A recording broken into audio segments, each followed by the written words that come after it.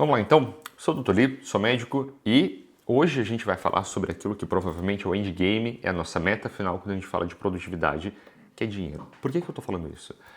Quando nós dizemos que gostaríamos de ser mais produtivos, o que nós estamos falando é que nós gostaríamos de produzir mais riqueza utilizando menos recursos. Que riqueza é essa? Existem duas riquezas fundamentais na vida. Uma é liberdade, tá? E aí é liberdade de tempo, liberdade de comportamento, tá? E a outra riqueza é dinheiro. E as duas coisas estão tão intimamente coligadas, né, correlacionadas, que efetivamente é o dinheiro que compra a tua liberdade. Afinal de contas, se tu precisa trabalhar, né, tu não é livre. E se tu precisa trabalhar para ganhar dinheiro, porque tu não tem dinheiro para fazer o que tu quiser, tu não é livre, né? O meio, né, o final, mas que é também o meio para a tua liberdade, é o dinheiro. E quando nós queremos ser mais produtivos, ou seja, quando nós queremos gastar, né, dispensar menos recursos para obter maior resultado, e esse resultado é o dinheiro, não tem como falar então, né, não tem como não falar de dinheiro quando nós falamos de produtividade. Então é por isso que esse canal ele também tem que tocar na questão de dinheiro. Só que, diferente do que você pode estar imaginando, eu não vou te falar sobre como ganhar dinheiro, porque afinal de contas, o mercado é tão dinâmico, né? E é tão dependente da tua personalidade, é tão dependente da tua competência pessoal, que a não ser que eu pegasse cada um de vocês que assiste o vídeo, né, e conversasse por um bom tempo para tentar entender a tua personalidade, tua história pessoal, teu contexto social, né, e depois fazer uma análise de mercado e aí a gente começar a discutir o que é que se encaixaria no teu caso, se eu não fizesse isso, seria um mau conselho, né? Então muitos de vocês me mandam mensagem no Instagram, principalmente, perguntando: será que eu deveria seguir esse curso? Você acha que é uma boa ideia fazer medicina no Paraguai? Spoiler, tá? Essa é uma péssima ideia. Será que eu deveria largar meu curso para fazer tal coisa? Será que eu deveria fazer isso? Não sei. A minha resposta é não sei e eu não vou responder, tá? Primeiro, porque eu não me sinto qualificado, como eu disse. Segundo, porque é uma questão pessoal. Terceiro, que se é um aconselhamento de nível pessoal, você precisa de alguém qualificado, né, um profissional qualificado, devidamente qualificado para isso, que não é o meu caso. Eu sou só um médico que fala de produtividade. Portanto, eu não vou responder a esses tipos de perguntas, né? O que eu posso te ajudar, e que é o que eu pretendo fazer, é falar sobre como manter o dinheiro, por uma razão muito simples, que é eu já perdi muito dinheiro. E por isso eu vou te contar como eu perdi dinheiro, tá? Para que você não cometa o mesmo erro, né? Ou os mesmos erros, né? Aliás. E você vai perceber rapidamente que esses erros, eles são comuns, em primeiro lugar, eles são muito mais uma questão psicológica, mental, né? Uma questão de posicionamento de vida do que efetivamente um plano, uma tabela de Excel, né? Então, se você estava esperando uma tabela de Excel, uma coisa com números, né, estatísticas, tu veio para o canal errado. É melhor tu procurar um canal de investimento. Esse é um canal em que eu falo de produtividade, mas principalmente de como tu conseguir se organizar mentalmente para que tu possa fazer esse tipo de movimento, ok? Então, sem muitas delongas, vamos direto para aquilo que provavelmente é a causa primária de tu não conseguir ganhar um dinheiro, não, desculpa, para não conseguir manter o dinheiro. Que eu diria que é um gasto maior do que a tua renda. Ai, mas doutor, mas isso é óbvio, né? Se você gasta mais do que tu tem em dinheiro, é obviamente que tu não vai ganhar dinheiro.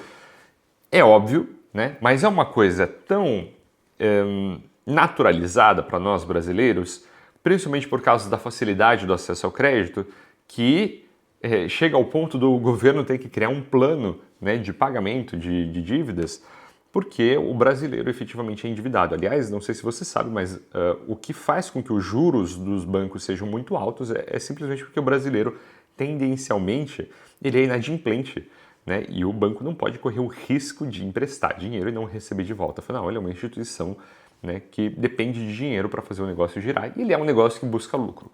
Quer você goste ou não vou entrar aqui em críticas sociais, foda-se, né? O banco é um negócio que precisa dar lucro. E nós somos um povo que tendencialmente se endivida. Por quê? Por que nós gastamos mais do que a gente tem de renda? E aí é aqui entra a chave. Tá? Primeira questão aqui, vamos lá. Primeira questão aqui, a questão psicológica é de ostentação. Ostentação, tá? Quando nós estamos falando de ostentação, eu não estou falando daquela ostentação do baile funk, pelo amor de Deus, me respeita. Eu estou falando de ostentação é viver em um nível, né, em um custo de vida acima daquilo que tu poderia se permitir. O que eu quero dizer com isso, acima do que tu poderia se permitir? É tu querer morar num apartamento legal, num bairro mais legal, né, só porque a tua renda te permite, né? É tu querer ir para lugares caros só porque eles são caros e são legais, e aí tu quer estar sempre na cresta da onda, quer mostrar para os seus amigos. É tu querer comprar um relógio caro, um iPhone do ano, é tu querer comprar um carro novo quando tu não tem necessidade, né? Ostentação, efetivamente, é tu conseguir, ou melhor, né? Tu tentar, né, demonstrar para os outros, né, aquilo que tu tem de bem material. E quase sempre isso é uma furada, porque quando tu tá ostentando, tu tá tentando vencer uma insegurança interna. Ok, vou escrever aqui. Insegurança interna. Qual que é essa insegurança interna? A insegurança de que o seu valor pessoal tá atrelado, né, ao teu valor material. Ok. Por quê? Tá? Por quê? Existem várias razões para isso. Às vezes tu teve uma infância difícil, de privações, e aí tu quer finalmente poder viver a vida. Às vezes tu acredita que, não sei, se tu tem um carro bonito, tu mora numa casa legal, se frequenta lugares legais, tu vai ser mais importante para os outros, tu vai chamar mais atenção. E quase nunca isso é verdade. Por uma razão simples. Quando as pessoas veem aquilo que tu tem, elas não te veem. Vou te dar um exemplo, tá? Pega um exemplo de um valet, né? Uma pessoa que estaciona carro, né? Um motorista do estacionamento de um restaurante que tu vai, né? E vamos dizer que é um restaurante caro. Você acha que essa pessoa, quando ela vai, né, estacionar os carros das pessoas que vão nesse restaurante ou nesses hotéis, enfim, né? Ele está invejando ou ele está desejando a pessoa, né, ou sei lá, né, o estrangeiro ali que tem aquele carro, aquela Ferrari, ou ele está desejando o carro, né? Para pensar, quando tu viu alguém com um relógio caro, quando tu viu alguém com uma viagem, quando tu viu alguém num apartamento, enfim, né, qualquer que seja o bem, tu estava olhando para a pessoa em si ou tu estava olhando para o objeto que ela tem? Quase sempre é para o objeto, né? Aliás, 99% das vezes é para o objeto, né? As pessoas falham em entender esse paradoxo de que o objeto de desejo, né, é que é desejado. Parece um pouco estranho falar isso, parece até redundante, mas não é, é paradoxal. Quer dizer, tu compra alguma coisa, ou tu vive alguma coisa, tu tem alguma experiência que tu quer mostrar para os outros achando que aquilo vai te dar valor, sem perceber que não é aquilo que te dá valor. As pessoas não estão olhando para você, elas não estão invejando você, não é o seu valor que aumentou, é a coisa em si que tem o seu valor aumentado. Quando eu saio com uma Ferrari, eu não tenho uma Ferrari, tá? Mas se eu saio com uma Ferrari, as pessoas não vão olhar para o Dr. Lee e falar assim, caramba, olha, é o Dr. Lee de Ferrari. Eles vão olhar e falar, Ferrari. A imagem do Dr. Lee é só um anexo da Ferrari, e não o contrário, não é a Ferrari do Dr. Lee, né? E esse paradoxo faz com que esse valor pessoal, né, não esteja, na verdade, atrelado ao valor material.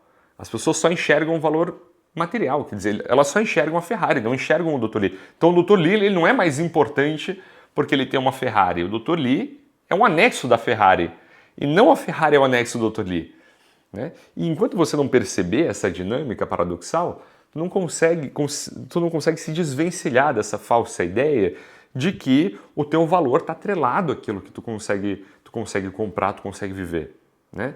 E isso faz com que as pessoas vivam nesse estado permanente de insegurança para gastar, para viver, né, para ostentar e acabam fazendo dívidas, né, acabam perdendo muito dinheiro. Eu já fiz isso, né? Eu já fiz isso e foi por isso que eu disse que eu iria contar um pouco da minha experiência. Uma das coisas que eu fiz, por exemplo, durante muito tempo, era achar que quando eu saía com os amigos era eu que tinha que pagar a conta, porque afinal de contas, né, eu estava ganhando dinheiro, eu já contei aqui, né, algumas vezes que teve um período da minha vida que eu estava muito bem, obrigado, né? E eu achava que eu tinha que pagar as contas para todo mundo. Então acontecia alguma coisa, eu falava, não, deixa que eu pago, deixa que eu pago. Só que eu achava que isso, né? E eu falo a verdade, que eu achava que isso, ostentando dessa maneira, as pessoas iam de alguma maneira me respeitar mais, que eu ia ser. Na verdade, nada disso. As pessoas só viam que a conta estava paga, né? E que não tinha nada a ser feito, porque afinal de contas o Petros pagou. É isso. Né? Eu não fui mais respeitado, na verdade não mudou minha relação com as pessoas que saíam comigo, não mudou nada. Eu só perdi dinheiro, na verdade. Eu não, enfim, não ganhei mais afeto por conta disso. Aliás, talvez se alguma coisa as pessoas começaram a sair comigo para eu pagar as contas, mas não mudou nada na minha vida ostentar. Né? Eu só perdi dinheiro com isso, querendo mostrar que eu podia mais do que os outros. Não serve para nada. Né? Serve a mesma coisa para comprar objetos, né? Assim, a última vez que eu comprei alguma coisa cara foi um celular, tá? E eu tinha aquela vaga sensação, talvez você já tenha passado por isso, mas eu tinha aquela vaga sensação que assim que eu comprasse o celular do ano, né, eu ia alguma coisa estranha ia mudar em mim, que eu ia ser mais produtivo, que as pessoas iam reparar que agora eu tenho o celular novo, olha que legal, e na verdade que não mudou nada, né? O celular, na verdade, no instante em que eu liguei ele e eu vi que ele era exatamente igual ao celular do ano passado, não mudou nada na minha vida. E o pior, na verdade, eu tive que comprar uma capinha para cobrir o celular, porque se ele caísse e quebrasse era um prejuízo. Então nem mostrar para os outros servia. Né? E nisso eu já gastei muito dinheiro, porque eu gosto de celular, também tem isso, né? Mas assim, eu já gastei muito dinheiro com coisas assim. Talvez você já tenha passado por uma coisa assim, né? Quantas vezes tu desejou comprar alguma coisa porque tu achava que ia se sentir melhor, que ia mudar a maneira que tu te comporta, que os outros te veem, no instante que tu comprou aquilo, tu percebeu que na verdade era um grande gasto bobo, né? Que não fazia tanta diferença. Provavelmente muitas vezes.